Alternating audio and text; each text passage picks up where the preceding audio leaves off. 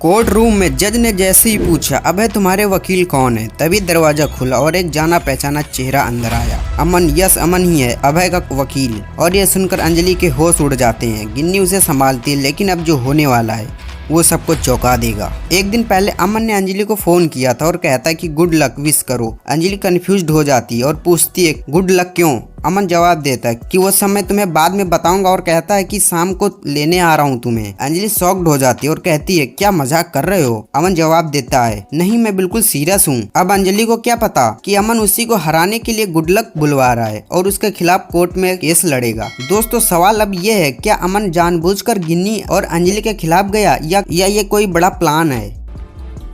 अगले सीन में दिखाया जाता है कि जब अभय गिन्नी से कहता है कि उसके साथ डाइनिंग टेबल पर ना बैठे, वो कहता है कि हम एक साथ खाना नहीं खा सकते। वो गिन्नी को किचन में जाने से भी मना करता है और साफ कह देता है कि वो उससे नफरत करता है। गिन्नी रोते हुए कहती है कि उसने जो कुछ भी किया प्यार में किया। अभय उसे झिड़कते हुए कहता है ड्रामा बंद करो, मुझे पता है तुम मुझसे सिर्फ ऐशो आराम की जिंदगी के लिए शादी की थी। फिर वो गिन्नी की मांग से सिंदूर मिटाने की कोशिश करता है और उसके गले से मंगलसूत्र भी छीन लेता है और अबे उसे घर से बाहर निकाल देता है। उसका सामान भी साथ में फेंक देता है और कहता है अब देखता हूँ तेरी बहन तेरा साथ कैसे देती है, मैं तुझे तलाक दूंगा, और गेट बंद कर लेता है। घर के बाहर गिन्नी दरवाजा पीट पीट कर रोती है और पूछती है कि उसने क्या गलती की। वो सबसे दरवाजा खोलने की मिन्नतें करती है। कहीं अमन उसकी आवाजें सुनता है और राघव से पूछता है कि क्या उसने कुछ सुना। राघव कहता है कि ध्यान मत दो, अपने केस पर फोकस करो। पर जब गिन्नी अंजलि को फोन करती है और जो उसके साथ हुआ सब कुछ बताती है और कहती कि उससे जीने की इच्छा नहीं रही, वो फिर कहती कि वो मर जाना चाहती है। अंजलि उसे समझाती है कि घर आ जाओ, कल कोर्ट में सब देख लेंगे। और अंजलि ने एक वादा किया, मैं तुझे इंसाफ दिलाकर रहूंगी। उधर राघव अमन से कहता है कि वो पति की तरफ से कोर्ट में पेश होगा और उसे हर हाल में केस जीतना है। अमन कहता है कि हाँ, और याद दिलाता है कि अगर वो जीतता है तो राघव ने वादा किया था कि अंजलि का गृह प्रवेश होगा।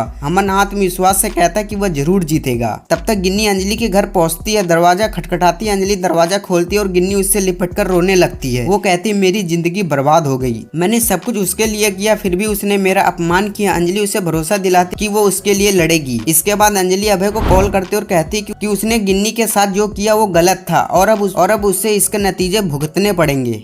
अभय कहता है कि वो कुछ नहीं कर सकती। अंजलि कहती कोर्ट में मिलते हैं और फोन काट देती है। राघव पूछता है कि क्या हुआ। अभय बताता है कि अंजलि धमकी दे रही, उसे डर है कि कहीं केस ना हार जाए। राघव उसे आश्वासन देता है कि कल कोर्ट में एक नया वकील आएगा जो अंजलि को ऐसा झटका देगा कि वो लड़ ही नहीं पाएगी। फ्रेंड्स, क्या लगता है अंजलि अमन से लड़ेगी? क्या गिन्नी को मिलेगा इंसाफ? और अमन की मंशा क्या है, देखेंगे अगले एपिसोड में। लाइक, शेयर और सब्सक्राइब करना मत भूलना, क्योंकि अगले एपिसोड में खुलेंगे कई राज।